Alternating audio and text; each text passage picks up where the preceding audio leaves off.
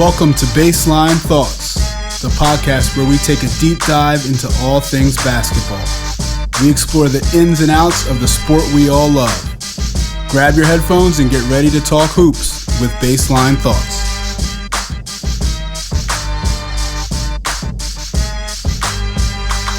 Welcome to Baseline Thoughts. I'm your host, Marcus Bullock, with my producer, Jason Brice. Jay, how's everything going? Hey, brother, not too bad. Just trying to live life and maintain, my G. I hear that. We are here for episode 2. First of all, I want to say thank you to everybody who watched episode 1. Got a lot of good feedback from it, so definitely super excited to keep this going. Very excited for our next guest we have here. I think I've been working with him on the court since I believe he was in 5th grade. As you can see, he's a lot older than that now. 2022 graduate of Shawnee High School in Medford, New Jersey. His senior year, he averaged 21 points per game. He finished with 953 total points. We're going to get into that in a second. And he is currently at Monmouth University. He is a Redshirt Sophomore, wing, 6'8". It says 210 pounds, but I'm not sure if I believe that. But we'll talk about that too. But Andrew Ball, thanks for joining us. Thanks for having me, guys. I really appreciate it. Absolutely. So let's get into the 953 points. I know that bothers you. So you graduated in 2022, which means your junior year was the COVID year. How many games did you play that season? I think we had a total of 15 scheduled, and I think we only made it to we played 6 games because the team we played ended up having COVID. I think it was Cherry Halise, and that put us out for the rest of the season. Good. And it was I was like, yeah. So even if you get those, call it 6 games back, you probably get your 1,000 points. 100%. Got it. So is there anything you'd like to say to Coach Cherry? No, I'm just kidding. We're not. But also, when you think about it, your freshman year, I think you may have had like 3 or something total points. Yeah, I think it was 3 or 6. And then your sophomore year, you started to come into your own a little bit, but you still weren't, the player you became. And then your junior year was supposed to be really your breakout year. So You did it to get 953 points. I believe you scored 540 something your senior year. I mean, that's pretty impressive. So, I mean, I know it hurts to not get to that 1,000-point club, but that's pretty impressive to get that close. So how's your summer been? I know you're getting ready to go back to school. What's been going on? I mean, it's been good. I mean, I haven't been home for too long. I think it's about to come up on 3 weeks. I was at school all summer. We're going to talk about it, but I had a cool foreign trip with my team. It was a great experience. I got home, I think it was August 12th, and I've been working out. I took like 3 days off, been working out, chilling, and I'm ready to go back tomorrow. So yeah, let's talk about that trip to Italy. Just what was it like? What did you guys do? How was the basketball incorporated into it? I mean, so it was a thought for like a year. The coaches were bringing it up, and I was like, is this really going to happen? I don't even know. And then it was probably about November, and they're like, yo, we're really going. So then they told us to come back to school May 23rd, and we had 10 practices, and we left like June 20th, and we were there for 11 days. We went to so many cool places. Went to Venice, Milan, Lake Como, Florence, Rome, and we saw so many cool things, and we had 3 games over there.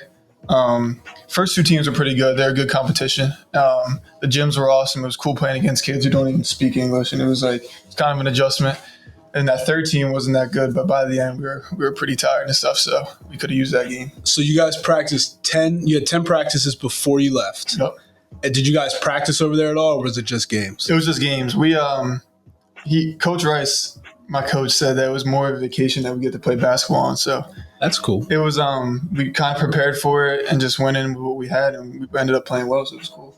Did your whole team go? Was that the plan, or how did that work? So at that time, we didn't have everyone who was committed yet. Okay. We committed some kids in the portal later in the summer.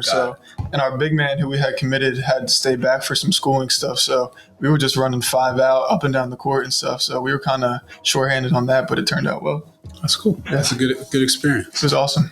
Can I just ask something real quick? Of course. Yo, you said y'all big man? Yeah. Okay, so what are you, bro? I'm like, you tall, man. I mean, what they got you playing? I'm just curious. They had me running mostly 3 and 4, but wow. 2, 3, 4 because it's really the same thing on the other side. But kind of run 5 out, a lot of handoffs, dribble handoffs, stuff like that, run up and down the course. So okay, so how tall is your big man? The kid that we had is probably like 6'9", but like stockier, good around the rim. And then we committed a kid who's like 7 foot. Wow. And we committed one more like 6'10" athletic kid. Wow, that's what's up. That's what's up. Should be good. Yeah, that's the difference in the levels right there. So what training, you talked about you did a lot of training this summer. What have you been doing? What have you been really focused on? What areas are you looking to improve?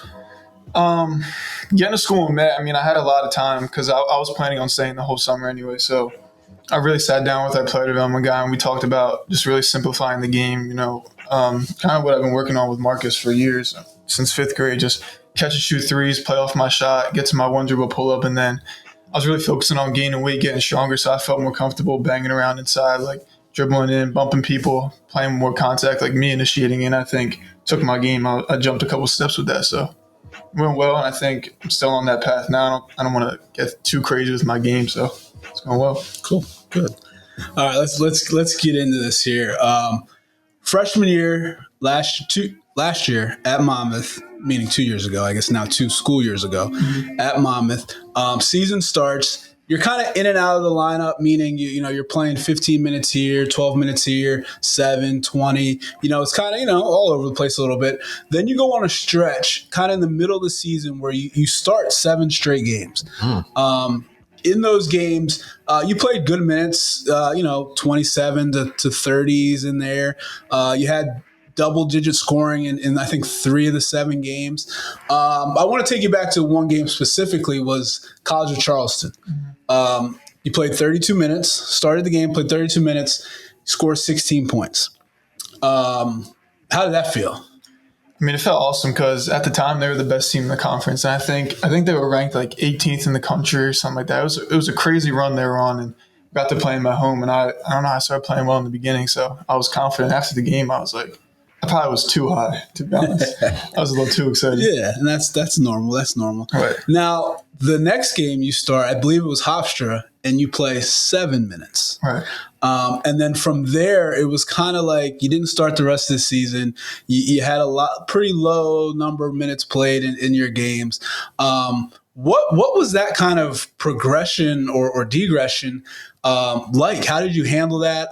Did you talk to the coaches? Did they give you feedback on what happened, what changed, or what was that situation like? I think looking back, I could have handled it a little better.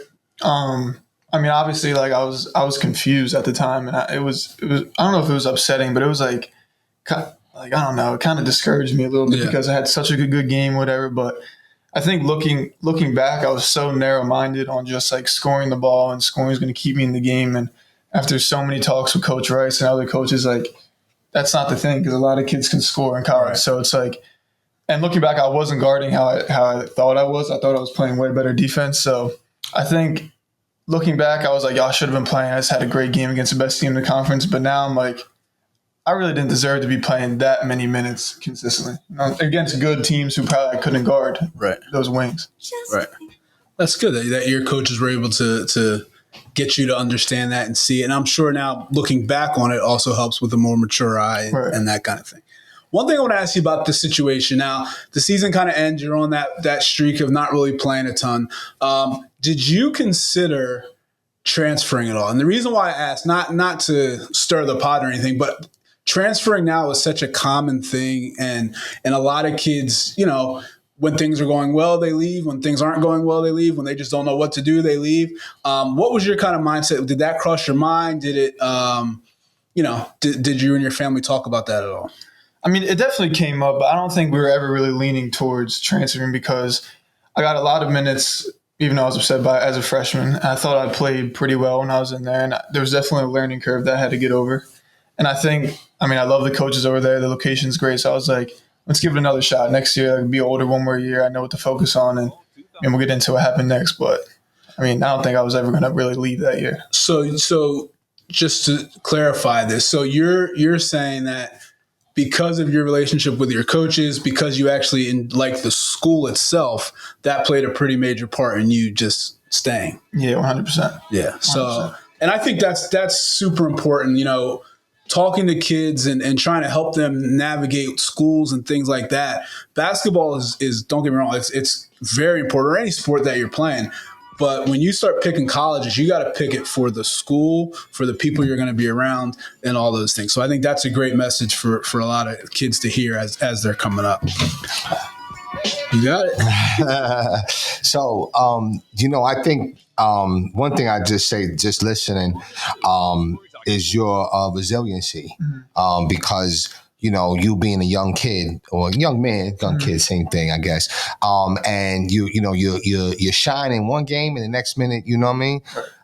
What did you do in the moment, like to kind of like make sure that you were not like slouching over or showing that negative energy in practice or whatever? Like, what did you specifically do for yourself? Right. I mean, especially after when I stopped playing so much, I think one of the things like my teammates and my coaches like say about me is I'm like good to be around. I have good energy. Like I'm cool to be around. Like I bring positive vibes. So like I feel like if I was slouching, that might have rubbed off on other people. And I would like that. And I wouldn't want people looking at me like, oh, he's mentally soft. He's pouting because he's not playing. Because I feel like that just makes people change their whole mindset about you. True. Like I mean, I can pout in my room all I want, but when I walk in there, I'm acting like it doesn't bother me.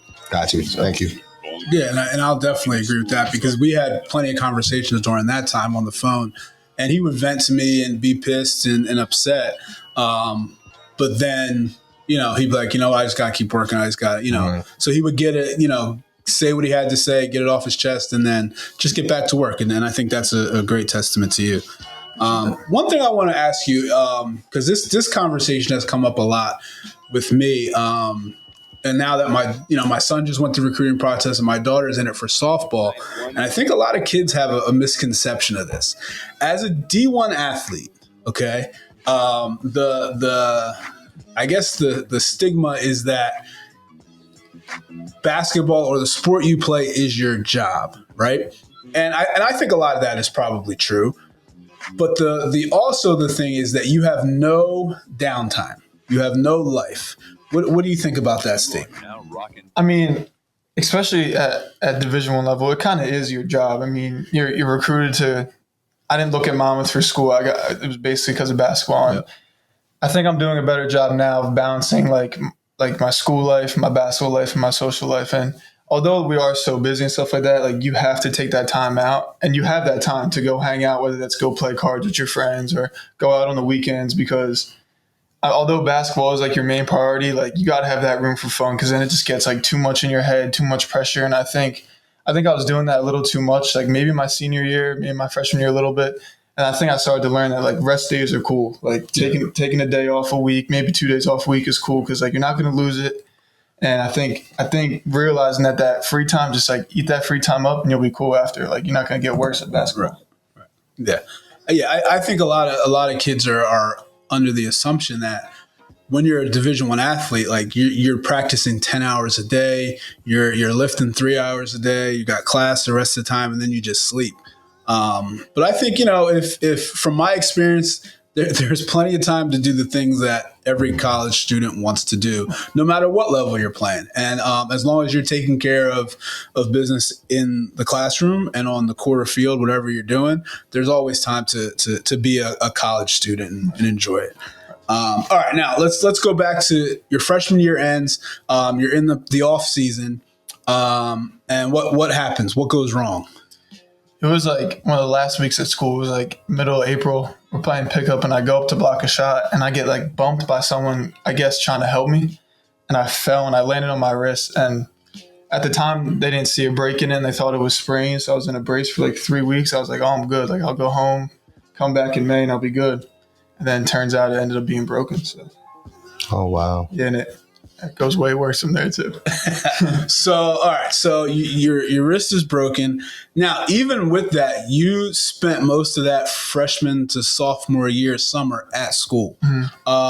What was kind of the thought process of staying at school? A lot of kids come home. They may go back for a session or two when, the coaches kind of mandate it. But you were up there a bunch. And so what was kind of that thought process?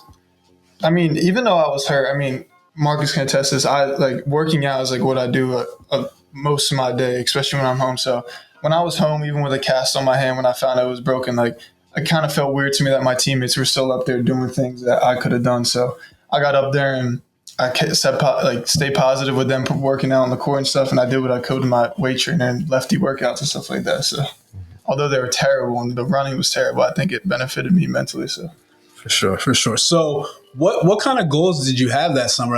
Being hurt, not being able to, how did you, I guess, keep yourself motivated and keep yourself it would been easy to say, oh, they're playing pickup, I can't do that, so I'm just going to chill. But I'm sure you were either lifting, running, doing lefty and stuff. Like, how did you keep that motivation? I think I just kept thinking back to what Coach Rice said. The problem with me wasn't playing was defense, and a lot of things that I was doing that summer was just defensive sliding up and down the court, lefty layup. It was terrible, but I think that motivated me. All right, I'm trying my best. I can't work out how I want to, but I'm trying my best. I'm doing what I can. That should take me to where I am to when I'm healthy, and I'll be good after that. Yeah. You've talked about Coach Rice a lot. For those of you who don't know, King Rice, coach at Monmouth, North Carolina. Tell me about your relationship with him. Tell me about him. Tell me, you've told me some stories. He seems like a very intense guy, and he rides for his players. Are you saying King Rice King Rice with the flat top? Yeah. Whatever at one time? Yeah. Oh, yeah. Wow. He's from Jersey? Nah, he's from New York. I thought he's from New York. Yeah. Oh, okay. Yeah. Oh, that's what's up. Oh, okay. Oh, that's what's up. He stood out to me even in my recruiting process, meeting all these head coaches, everyone was cool. I'm so grateful for that. But the second I met Coach Rice and the staff, it was it felt more of a family than a business to me. And I thought that was awesome. And then I didn't know this, but getting to school, you see how passionate of a winner he is. He just wants to win, no matter what it takes. He'll come in with more energy than us sometimes in practice, and I think that shows how passionate he is for the game and how much he wants it for us. So. Right. Cool. All right, now we're at your sophomore year, preseason going on. You went through the injury. You're back. What are your feelings? How do you feel where you're at on the team? Do you feel like your playing time is going to be more? Do you feel like you worked on the things that you needed to work on to get your minutes back? What were your thoughts around that time? Coming off being cleared, my wrist wasn't feeling 100% at the time. So it was kind of I knew something was up, but I was still playing pretty well, doing what I can. But people started to catch on to me not really using my right hand when I was driving to the basket, and I was shying away from contact. And I think that kind of affected my head a little bit because I was thinking about my game even more than I do already. Right. And I don't know where I was in the rotation, but it wasn't where I wanted to be because I knew I wasn't playing how I should play. And then comes to find out, it was probably about a week before the first game, there was a play in practice where I went for a pass and my teammate's hand hit my wrist and it put me out for a day and a half. And I told my trainer, I need to get this checked out. I need to get a whatever scan there is for this. And it turns out it ended up being broken. So I had to get surgery on it. Yeah. Wow. It was broken the whole time. So it never fully healed. Yeah. The doctors say it's a really tough bone to heal on your hand, limited blood supply. I heard it all, but they found out what they had to do. They put a pin in it and it was a long recovery, but I'm glad I got it done when I had to. So that's before the first game that happens. What is the timeline that the doctor tells you can be back by? So I think I saw the doctor when we got back from West Virginia because I got the scan. I think they emailed my trainer. I got back from West Virginia and I was like, all right, no, I need surgery. Let's find out when this is. Booked surgery for December 4th. And they told me I'll be good by 100% by May 15th. And I'm like, all right, I'm not going to play. The year is probably going to be over. It's tournament time, whatever. I'm not going to waste a year. And then comes to be like, it was like mid-April, beginning of May, I got back to 100% with like weight bearing, playing, all that stuff. So it was longer than I wanted, but I think taking my time with it really was the best thing for me. Cool. Good. So the decision to redshirt was kind of obvious because you weren't going to be able to play that season. So that way, you still have that season back. You don't lose your eligibility. What was it like sitting, watching your teammates play, watching your teammates practice? What were you doing during those times? How was your mental health at that time? Like, were you struggling? How did you handle that?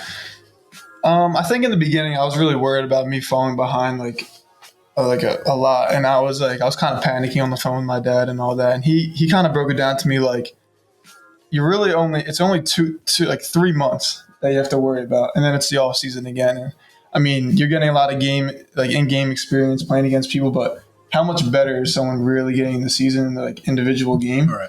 And that made me feel a lot better. It was kind of like, all right, I'm going to do what I can. So I was watching practice for about half an hour. Then I'd go lift with my weight trainer, Mike Deers. He was great. Did all squats and sprints and stuff. It was terrible. But I mean, I think sitting in practice for the whole time would have made me more upset than I was. Sure. So me staying busy with it, I think that benefited me.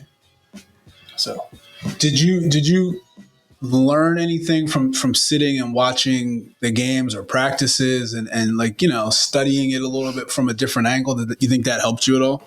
Yeah, I think watching it, not worrying about how I'm playing or what shots I'm taking or me getting back in the game really made me see where I'm supposed to be on defense and how physical the game is, how many fast break layups you can get just by running hard. It's little things like that I feel like that I was missing out on just by worrying about me playing. I think I really saw this sitting on the end of the bench and supporting my teammates. So Good. Now, this season's coming up. You're getting ready to head back to school. I'm sure you guys will get right to work as soon as you guys get back. What goals do you have for the season? What are you looking to do? I mean, I think we're gonna have a good team this year. Everyone's 1 year older. We've got some good pieces in the transfer portal, and I think this is the year that we could really take a step up in the conference. I mean, it's our third year in it. Starting to learn the teams better. I think our goal as a team is to win, and I think my personal goal is to just keep my motor high on defense, keep it high on offense, run the floor, stuff like that. And of course, score the ball like I usually do. So getting into that a little bit, what would you say if somebody who's never seen Andrew Ball play, what would you say are your strengths? What if I come watch Andrew Ball play, I'm going to see you do what? I say I score the ball on all three levels. I can catch and shoot ball pretty well. I think my mid range is probably my best. I have really good footwork. I think that's also a test of Marcus. Good footwork around there. And I think one thing I'm getting better at is using my athleticism, not just in the full court. I think in the half court, working on finishing through contact, dunking the ball, putbacks and stuff. So I think you see a little bit of everything. And now on the flip side of that, what would be the things that you're like, you know what, I really got to focus on this to make sure I am where I am in the rotation this year.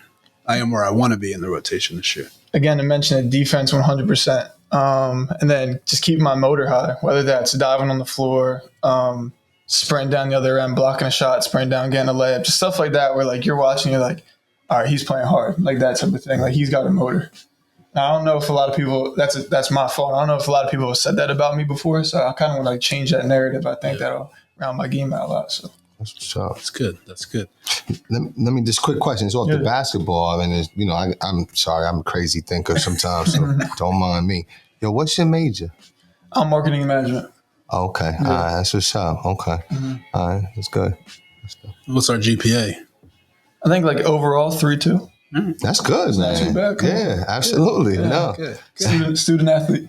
Right, absolutely. Absolutely. You know what? I just want to, shout you out and I'm marveling at your maturity. A lot of kids your age and younger, and even people older, they struggle with discipline. You seem to have really kind of understood that. So who would you say kind of taught you that level of discipline that, you know what, if you want something, then you go after it and you sacrifice to get it. Number two, discipline. You have setbacks, but the setbacks is just setting you up for the get back. Right. So you have that. That's what I've heard from you. So who's kind of been your most influential people to kind of shape and mold and condition that perspective? I say it's three people. I mean, I want to shout out my mom. She keeps my head on straight. She's gonna be mad if I don't mention her. You better mention Yeah, her. she keeps my head on straight with everything from school to girls to basketball to everything, whatever. But there was one day in particular that kind of sticks out. It was during COVID where like I was really trying to be like a Division I player, and we're at the Kings Grant Court, and Uncle Dave pulled up. Dave Allen, my dad's best friend, and my dad was there, and he's like, "Yo, you have a chance to really play, but you're not working hard enough." And I was like, "What do you mean I'm not working hard enough? I'm only working out like once a day." I'm like, "What is he talking about? What is he talking about?" And he's like, "You need to be working out basketball, like something basketball 3 times a day." And I think since that summer, it was like, all right, every day, like 6 times a week, it's shooting workout, lift, something like that, run, and then another skill workout. And I think Marcus got on me about it, like staying consistent with that. Dave Allen says it all the time. And my dad, he's the one, he goes with me, shoot the ball every day. He comes to Marcus, watches. He's my biggest supporter, so shout out to him too. He chases the ball around for me on a bad hip after a hip replacement. I mean, I'm so thankful for those guys, man. I think they really put me to the next step. And then with the second point, I think the discipline part, like realizing that like things aren't always going to go your way.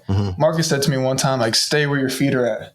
Don't worry about like what happens after. Like this is right now. Like this happened to you. How are you going to handle this right now? And I think when you like just shy away from that, you're like, oh, like people aren't going to feel bad for you. Everything's going through something. So I think just like keeping your head on straight, realizing something happened, just figuring a way to do it and pivot and get back to it. I think it's the best way to do it. And just to add to that, Coach, I just love the fact, like I said, you were able to take it. See, because sometimes kids, they can't handle that truth serum. And sometimes, you just have to be upfront and blunt. And when he told you that you wasn't working hard enough, you were thankful for it, but it invoked something in you. Right, yeah. So I'm not saying you got angry at him, but you got angry at the fact that he even thought that. Yeah, right. I was like, what is he talking about? Like, I was in the car like, what is he saying? Right. Yeah. And I think I didn't realize what working hard really was. And that's what's up. And I'm grateful for him for even That's what's up. getting that into my life. So That's what's up. Yeah, and I'll give Andrew a lot of credit. I haven't worked with anybody who works as much as and as hard as he does consistently. We'll get in the gym, say it's 5:00 p.m. workout, and we're working, and we're running. He's going, and he starts to slow down, and I'm like, "Yo, come on, man, let's go." And he's like, "My fault. This is my 3rd workout today," and it's just like.